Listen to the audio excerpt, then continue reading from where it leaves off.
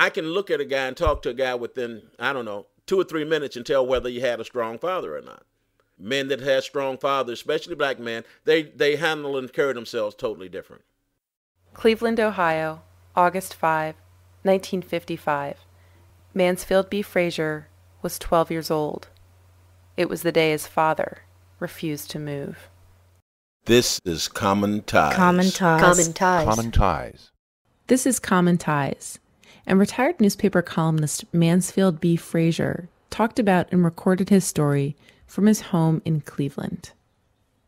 It had been a stiflingly hot midsummer day in the neighborhood where I was born, at home, above the pool room that sat next door to the tavern and barbecue joint owned by my father. Day was fading into early evening, and the corner, as it was called, was crowded with people, just out trying to get some relief from the heat. Oftentimes during the day and early evening hours, while there was still light enough to see, there would be a crap game on 31st Street. My bedroom window was right above it, so I learned colorful and salty language at a very early age. This night there was no crap game, just people trying to cool off. So there was no need for anyone to yell "raise up" when the cop car pulled up on the corner and actually jumped the curb with two wheels, forcing people to scramble to get out of the way to avoid being hit. Two big, beefy Irish cops got out of their car and began walking through the crowd of people, swinging their nightsticks at people's knees to make them move. My father, who had huge, strong hands, grabbed me on the upper arm and said, "Where you going? Don't move." The bigger of the two cops came our way, and I was, as the saying goes, feeling trapped between a rock and a hard place.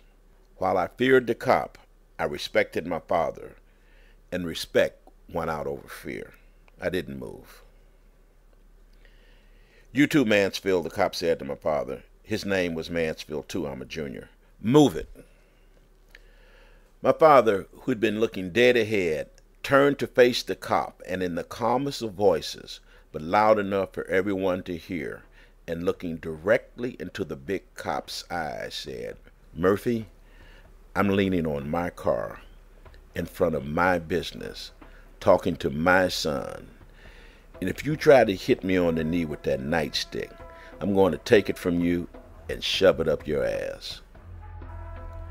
My father then slowly turned his head away from Murphy in a dismissive manner, as if to say, "Go ahead, take your best shot, do whatever you got the guts to do, 'cause I ain't scared, I didn't mumble, and I definitely ain't moving."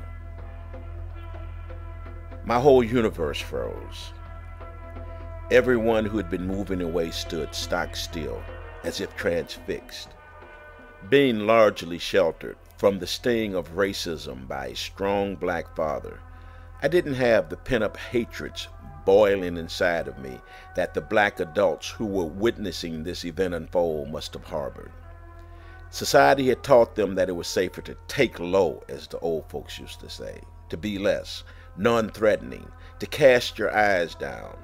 And when you were told by someone in a position of authority to move, you moved.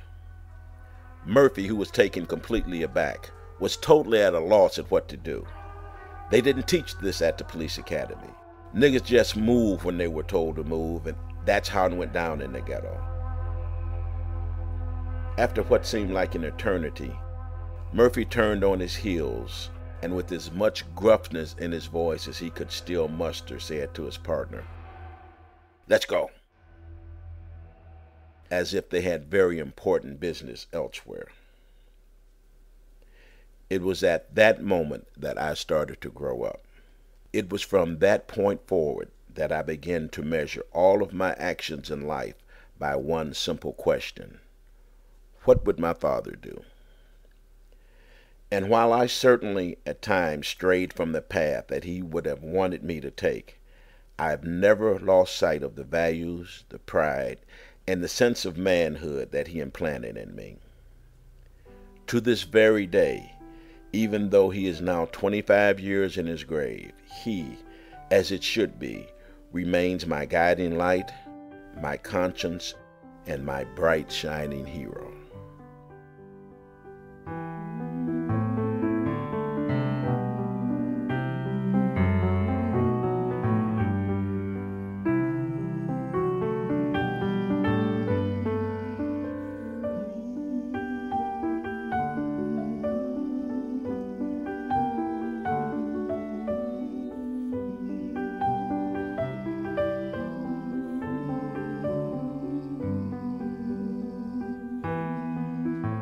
You've been listening to Common Ties. I'm the editor, Elizabeth Moore, and this story was produced by Walter Dixon.